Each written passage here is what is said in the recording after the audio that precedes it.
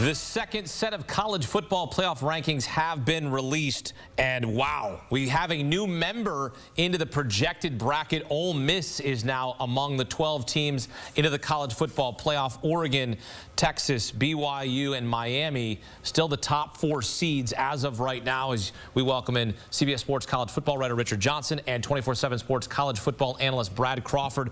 Your initial reaction to the rankings is what, Richard? Whew. Bye-bye, Georgia. I mean, they brushed them aside with the quickness. I mean, this is a Georgia Bulldogs team that, if my math is correct, would have lost by 32 combined points across 2 games. I mean, the committee looked at that and said, you guys have gotten punked. You guys just got punked last Saturday. And so they ushered them out of the top 12. Yeah, South Carolina's in for the first time this season. 3-loss team right behind Louisville, but check it out, fellas. Another ranked win for Alabama. Remember last week, the committee put in Missouri at number 24. Now South Carolina's in at number 21.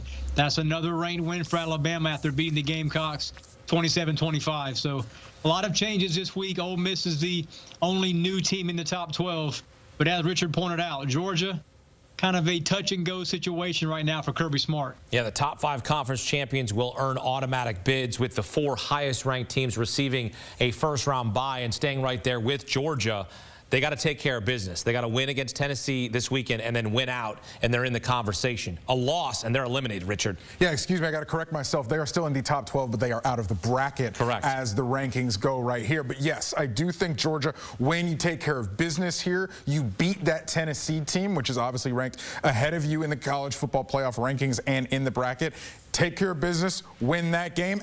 By the way, Hakeem, I think we're kind of overlooking that Georgia Tech team that they have struggled with the last 2 years. It's not going to be nothing for Georgia to play that Georgia Tech team on Thanksgiving weekend. So it ain't, it's not exactly smooth sailing for them through the rest of the season. Brad, what do you think of how the committee's evaluating Georgia at this point? Yeah, for me, it shows that a 3-loss SEC team's probably not getting in. I mean, you're going to have to be a 10-2 team that gets to Atlanta and maybe loses close as the SEC runner-up. Georgia's like the 5th most likely team to get to Atlanta after losing to Ole Miss. So they got to beat Tennessee, they got to beat Georgia Tech, and then at 10-2, they're going to be in a logjam with several other teams.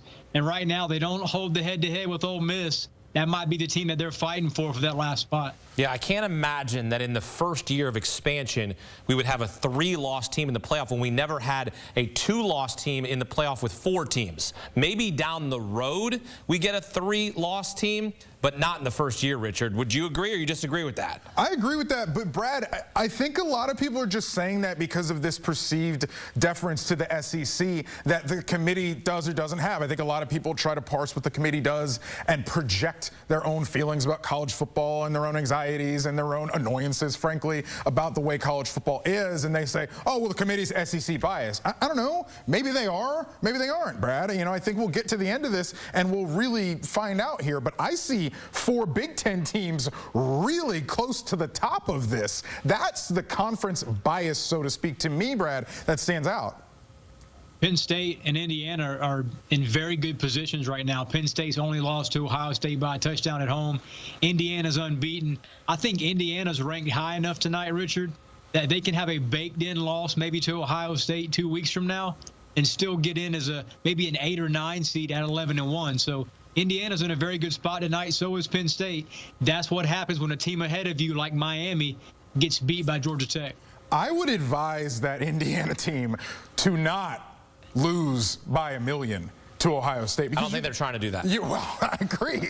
But if you want to keep your spot, don't give this committee any excuse. Don't go into that game and get embarrassed. If Indiana does lose, do not get embarrassed. I think they need to lose close if they're going to come out on the wrong side of the ledger that afternoon. Brad, you mentioned Penn State. I mean, they have a chance here to host a playoff game. Their path, they can win out, and they're into the college football playoff for the first time in school history. I mean, can you imagine a sold-out Happy Valley whiteout in December? Maybe the elements play a role, too. That'd be awesome, man. I mean, if you're a Penn State fan right now, you're licking your chops knowing that your toughest game of the year is already behind you. You're not going to Indianapolis. That's probably going to be a Oregon versus the winner of Ohio State, Indiana. So Penn State's, I mean, sitting high right now. They're going to have essentially an open date to prepare, watch film on a couple teams that they might play in the first round. So if I'm James Franklin right now tonight, the second rankings just released, I'm feeling pretty good about myself. Ole Miss and Penn State played in the Peach Bowl last year, and Ole Miss won that game 38-25. A lot of players, different rosters, of course, there, but that would be a rematch there in a playoff game. When you look at Ole Miss now, Richard, I mean, you saw what they did to Georgia. Their front was dominant. Their quarterback was better than Georgia's quarterback, as we sat up here and talked about Carson Beck and his struggles, 12 interceptions through 6 games, the most by a quarterback in the SEC since 2020. You see what the committee likes about Ole Miss. Ole Miss, rest of way, they got Florida and Mississippi State. I mean, this for this Ole Miss team, to me, this feels like a walk in the park, and you're in the playoff. Yeah, I think there is a element of peaking at the right time that I think is important through all of this. Ole Miss, best defensive line money could buy in college football. Princely Emmanuel, Walter Nolan, Jared Ivey, J.J. Pegues, who even got hurt in that Georgia game. They put together a defensive line of absolute butt kickers, and that's what they did last week against Georgia. I mean, they whipped them up and down that field on Saturday afternoon, and I think the committee sees that, and you think, oh, well, this team can bang with the best up front, and they are peaking at the right time as we get into the stretch run of the season, is Ole Miss. Let's take a look at the top 12 here as the rankings are out. Here's the teams who are in, and the teams are out. Now, we have to say that Georgia is number 12. They are down 9 spots from last week, but because Boise State would be the highest ranked Group of 5 champion, they would take that 12 seed in the bracket, so they would be the 12th seed in the bracket. I know it's a little confusing, but that's how this is working. So the Group of 5 gets a seat at the table.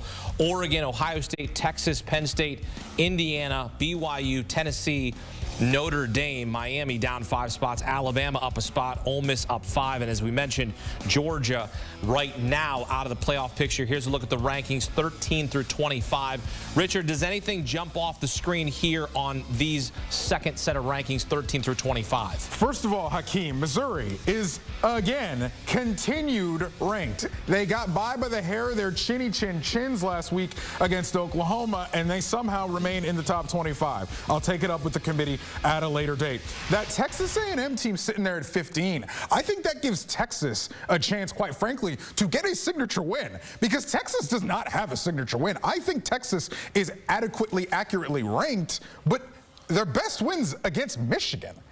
Like, they need a chance to prove truly that they're one of the best teams in the country. They, at home, got beat by Georgia by 15 points. So understand that the Texas A&M sitting there at 15 gives Texas a chance to have a signature win, a ranked win, which the committee loves on Thanksgiving weekend. Brad, what also jumped out to me there is Colorado. Up 3 spots, now 17th in the nation, according to the college football playoff rankings. They control their own destiny. They host Utah this week. Utah's coming off that loss to BYU that BYU had no business winning. But Colorado controls its own destiny. Coach Prime and the Buffs could be sitting right there for a playoff spot.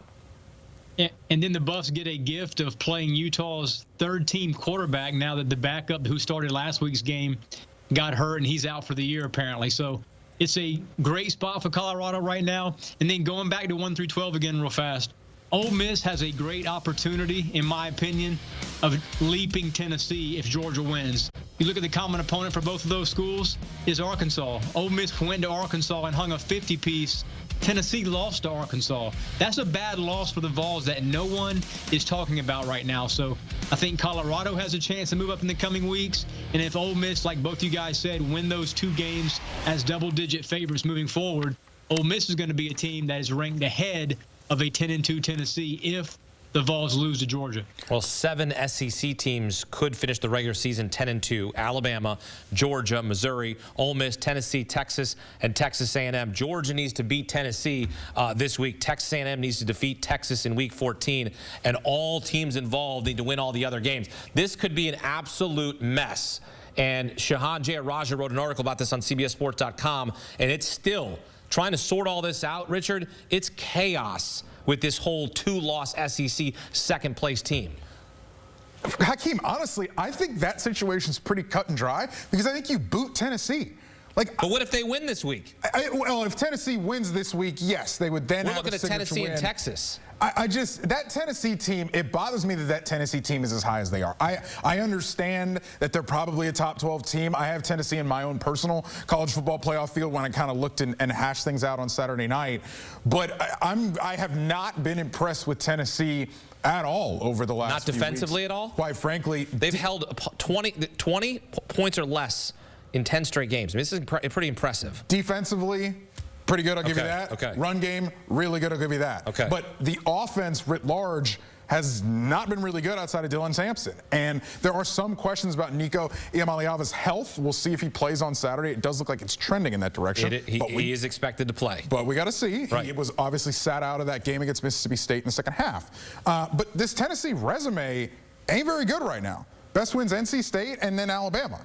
But I know that it's one of those kind of circular reasoning is circular things because Alabama is ranked so highly, but outside of the last couple weeks, Alabama hasn't been playing terribly well. And so then you start to get into, you know, the vicarious wins and the transitive wins property and all that sort of stuff. But I have not been impressed by Tennessee. Brad, you agree? I feel like I'm on the other side of it. I feel like I have been impressed with Tennessee, like doing enough to win games. I don't think elite teams are supposed to play with their food, and that's what Tennessee has done really since October. I mean, they were lucky to beat Florida in overtime at Neyland, and Florida's much better right now than they were playing a month ago when they played that game. And then Kentucky's a bad football team, cannot score. That was kind of a gift game at home last weekend, and it was still a 10-point game up in the air in the second half. So Tennessee's a team, like Richard said, I don't think that they're going to be blowing anybody out in the playoff. And if Tennessee does get in at 10-2, it's going to be in that 10-12 range. All right, let's take a look at the projected bracket now and see these first-round matchups. It is glorious. Show me the bracket. I love seeing this. This is so exciting when you talk about 12 teams in the playoff, giving schools so many more chances now with 12 spots. You see Boise State, Ohio State. That doesn't change. Notre Dame and Tennessee in the 8-9 matchup. Ole Miss traveling to Happy Valley at night. It's going to be freezing cold. Those boys from the South, are they going to be able to handle that? I think they will. It's pretty warm. They got heat warmers and all that kind of stuff and stuff on the sideline. But, man, that'd be a heck of a game to see at night. Alabama and Indiana. You got Kalen DeBoer in his first season in Tuscaloosa, Kurt Signetti in his first season in Bloomington. That'd be pretty cool as well. And the top 4 seeds, Oregon, Texas, BYU, and Miami.